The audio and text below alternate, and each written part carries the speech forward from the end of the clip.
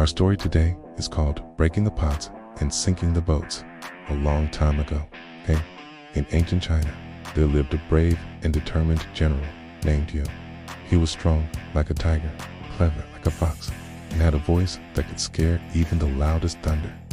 People said that when he marched into battle, even the mountains would tremble. One day, Yu decided it was time to defeat the powerful Qin army. The Qin had ruled for a long time, and many people were unhappy. He wanted to bring justice and freedom to the people. But there was one big problem. The Qin army was huge. They had more soldiers, better armor, and many, many weapons. Yu's army was smaller and didn't have as many supplies. Still, Yu was not afraid. He gathered 30,000 of his strongest warriors and said, "Brothers, we march today to fight the Qin. We may be outnumbered, but we fight for what is right." The men cheered, but deep down, some were nervous. What if we lose? One whispered. What if we can't go home again? Another asked. Yu heard their words, but he had a clever plan. They marched across rivers and mountains until they reached the other side of the river. The Qin army was just ahead, camped near a place called Julu. It was the perfect place for battle. That night, while everyone was sleeping, he quietly called his top commanders together. He spoke in a low, serious voice. "Tomorrow, before the sun rises," he said, "break all the cooking pots." "What?" one commander said. "How will we eat?" And Yu continued, "Sink all the boats." WHAT. The others gasped. "If we break the pots and sink the boats," Yu explained, "there will be no turning back. No food, no retreat. We must win or we die trying." The commanders looked at each other, eyes wide. It was risky. It was dangerous. It was just crazy. Keichu's eyes were burning with determination. "If our men know there's no escape," he said, "they will fight with all their hearts. We will show the Qin that we are not afraid." Slowly, one by one, the commanders nodded. They trusted their general. Before dawn, while the rest of the army slept, the commanders quietly smashed the cooking pots with rocks and sank the boats into the river. When the sun rose, the soldiers woke up to a shocking sight.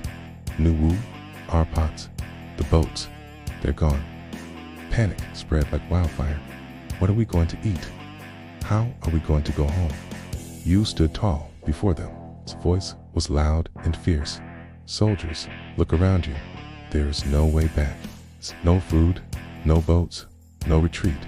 The only path now is forward. Fight with all your strength or perish." The men stood still, stunned. Then something changed. Their fear turned into fire. Their hearts beat faster. They held their swords tighter.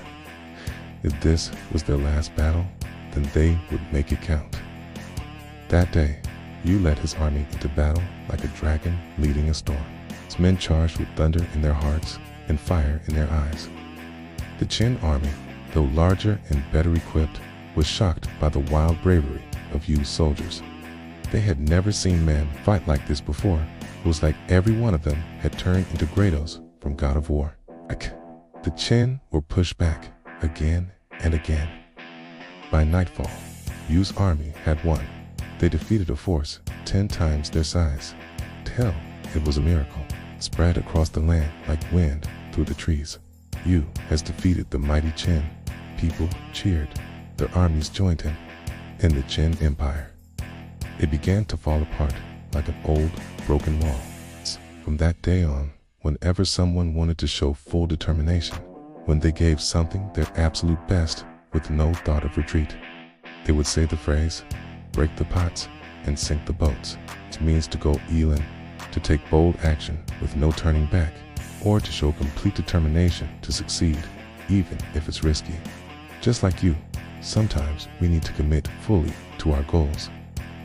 That could be 1. Studying hard for a big exam to practicing every day for a sports match. 3. Giving your all in a competition or performance, of course.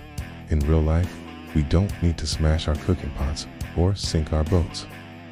But we can decide to give something our full effort and not let fear stop us.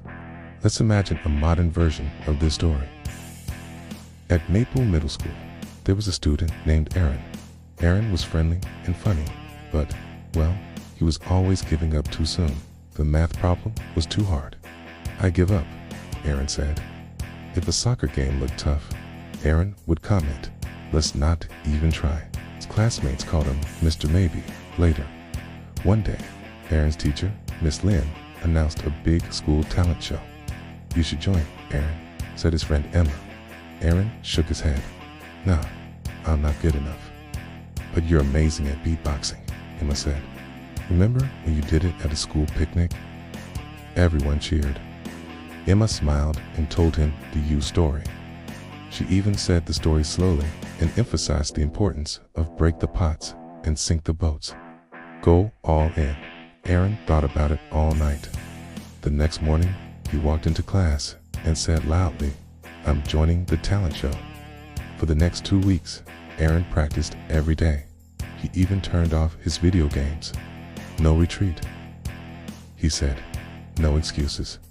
On the night of the show, Aaron stepped onto the stage. His hands were shaking, but he took a deep breath. Boom hiss, boom boom hiss. The whole gym lit up with cheers. Aaron nailed it. Aaron said this to Emma and his teacher, "I am never going back to Mr. Maybe later again." Moral of the story teaches us that sometimes, to succeed, we must go all in and give up the option to quit. If we keep looking for a way back, we may never move forward. So the next time you're scared to try something hard, think of you, or even Aaron, the beatboxer. Smash those doubts, sink those fears, march forward.